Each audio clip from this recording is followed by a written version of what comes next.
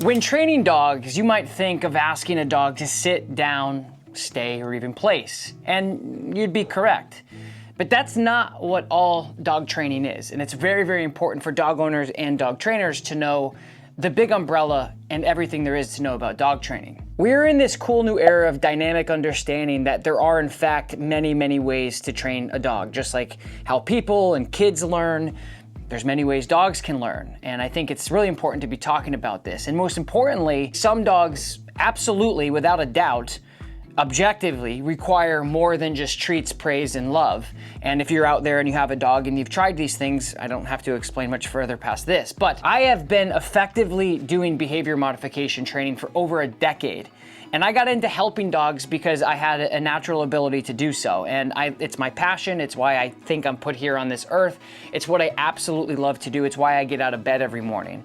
And in the beginning, it was because I didn't want to see dogs be put down, to be honest. I mean, I know that that's a little dark, but basically somebody else not understanding dog behavior was going to put the dog down. That was the underlying issue, quite literally. Typically, behavior modification is for reactivity and or aggression. Not always, but that's typically when we talk about behavior modification, what it stands for and what it's about. And my personal goal with behavior modification is to actually change the way the dog emotionally and physically feels about what they're reacting to. Maybe it's another dog or another person. But reactivity means that a dog is reacting to something that enters their environment. That's kind of like the clinical definition of this. It could be when you get home from work and your dog gets excited and they're jumping up and they're jumping down and they're spinning and they're barking. That could be reactivity. Or it could be when a dog sees another dog and they bark uncontrollably on the leash, which is typically what people come to me for. So this is important, and I want to go over this in depth with you guys, and I want to walk you through the common case of what the average dog owner deals with when they talk about leash reactivity or aggression. Their dog starts to develop this unmanageable reaction on the leash to people or dogs or sometimes other random things. And we typically pull them back, we shout, we yell, we say no, we turn around, we run the other way, we hide, or we just hang on for dear life. Now, the common reason outside of trauma or genetics in the dog is the relationship between the dog and the owner is actually poor. That's usually the defining reason why dogs are reactive on the leash or aggressive on the leash. Now, not to be confused with your dog loving you, because there's a big difference. I'm not saying that. I'm saying that your relationship might be awful, but they can still love you. So let's paint this picture for you guys. Let's talk about this. You put your dog on the leash and you go out the door with your dog and they're in front of you. They're pulling you. They're automatically setting the tone for this walk and ultimately your whole relationship. Again, it's not a huge deal. They're sniffing, they're smelling, they're doing all the things that dogs like to do when they go out for walks. It's actually really beneficial and healthy for dogs to be outside and sniff and be in front of you and go out and be a dog because they've been inside all day. But typically at no point on the walk with your dog can you A, ask your dog to heel, and then that means they walk next to you, come back into position, and they walk on a loose leash, or B, get engagement from your dog for more than 5 seconds. Your dog looking up at you, your dog stopping and asking you for the next step.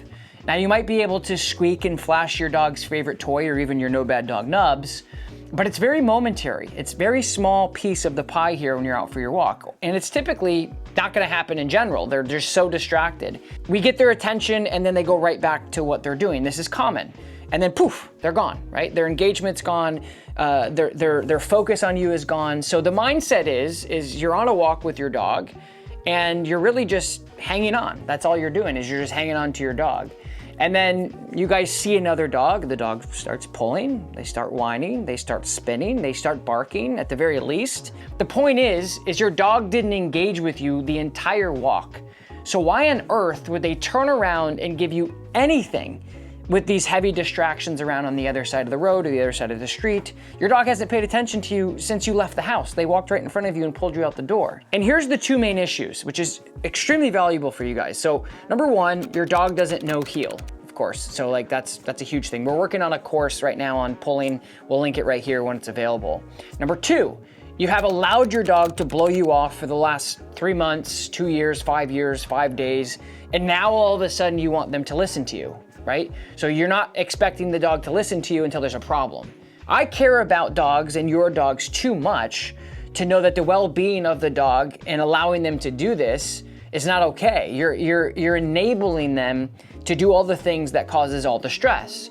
So I simply suggest correct this behavior. And right now I'll just show you what this looks like right here so you guys understand what a correction looks like. I'll put it on screen. I also have an entire reactivity course you guys can get right now by using this discount code. You can save $50 off by clicking the link below using this discount code if you want to go more in depth. If you guys love dog training like me and you want to learn as much as you possibly can and you like this video, you can watch this uncut video plus all the other uncut videos that I've done in the past on the Tom Davis Online Academy. Plus, I go live every single week answering your dog training questions. All of the information and to join is listed in the link below. Now let's just back up a little bit. You're a dog owner and you're desperate for answers, you're desperate for results, and you search on the internet wherever you search, and some trainers may say, well, Tom, if you correct the dog, it'll suppress the dog's behavior. It just shuts the dog down.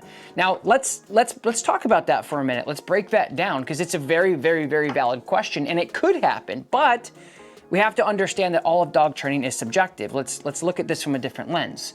If a dog is reacting, habitually barking, lunging, crying, spinning, and you correct them, you have the highest likelihood to stop the dog reacting towards anything in the world, no matter what they're reacting to. So let's just define suppression for a moment because it comes this like crazy, scary word in dog training, which is ridiculous, but it's the restraint or repression of an idea, activity, or a reaction by something more powerful, right? So if your dog wants to pull towards a squirrel and you hold them back, that's suppression by definition. What most dog trainers who consult with dogs who are reactive, and the clients, you guys that have reactive dogs, what they do is they typically will tell people or encourage people to just walk at 2 a.m. or hide behind trees instead of addressing the problem. So guys, some dogs, suppression is the actual best answer. I wanna go eat the other dog, I wanna go kill the other dog. Well, you can't. Boom, win-win, right? The dog's like, okay, fine, I won't, even though I want to. Like the dog doesn't like other dogs. Like there's nothing anybody in the world can change that. So we are naturally suppressing the dog by saying, actually, you can't go kill the other dog that's just minding their own business. That if that's the scenario, then suppression is a great option for training. What I have found over the decade I've worked with behavioral cases is once you actually correct the dog and disrupt what they're doing, disrupt what they're thinking, they then have an opportunity to learn. You guys, I have done this thousands of times all over the world. And if you're new here, welcome. But also I would encourage you to have a look at the last 5 years on my YouTube channel and watch this play over and over and over and over again. It's evidence-based dog training at scale with real dog owners with real problems. And my point is it's not just my opinion. This is actually objective in the work that I've done and other trainers have done and that we've documented for the last 5 years right here. I mean, you can't fake this stuff, right? Take one of the dogs I just worked with this month, Max. He's a Frenchie that couldn't be in the same room with another dog. Now watch this clip. Yeah, he's a shop dog. Hey, leave it. So it's leave it, enforced. Good leave it. And then positive reinforcement. Come. Good boy, Bubba's. He's a little insecure. You can tell. Yeah. Sit. But to build confidence, you do this. You had good experiences around another dog. Good boy. Nice job, buddy. Well done. That's like never ever happened. Are you shooketh? Yeah. I mean, like, I'm going to tell my husband and he's going to be like, I do believe. Yeah. Like, believe we got it on camera. I know. If you guys are interested in training just like Max did and all the other clients that come to the Upstate Canine Academy and work with me in my 3-day transformation program, all of the details and information is linked in the description below. Also, if you're a dog trainer or you're an enthusiast about dog training and you want to come shadow the 3-day transformation program, you can also do that and join us every single month here at the Upstate Canine Academy. And again, all the information is linked in the description below. Boom. Max said, oh, I can actually survive around other dogs and I don't have to react. So what does a correction do during this behavior modification process, which is what this whole video is about? Correcting a dog usually provides clarity.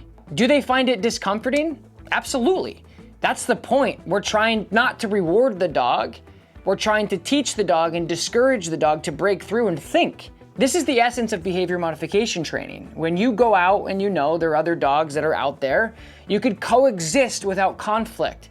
And life doesn't have to be so stressful because your dog knows clearly what the expectations are. And this is how I have successfully helped hundreds of dogs just these last couple years all over the world with the behavior modification process. And, I wanted to make this video because so many people are like, reading all these things online, and they're trying to figure out what is right and what is wrong, and who's telling the truth and who isn't telling the truth. And I'll tell you right now, rewarding a dog is to shape, mold, and teach, and develop, and encourage, right? So when we do positive reinforcement, hey buddy, great job, do more of that.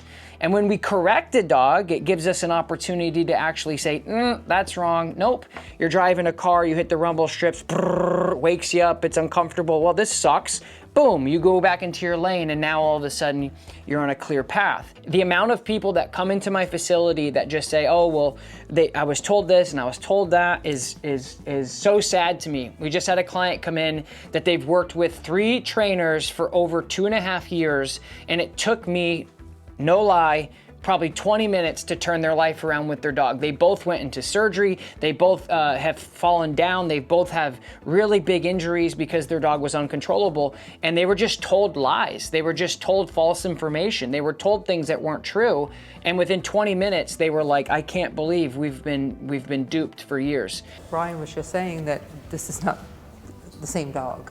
And so I really wanted to make this video to save you time and to clarify what I am seeing out here in a company with the videos that I put into this video on behavior modification. It'll make your life a lot easier, and hopefully it clarifies things for you guys to have a better understanding of the behavior modification process and to train your dog, especially if they're reactive or potentially aggressive on the leash. So thank you for watching, happy training, and we'll talk to you next time.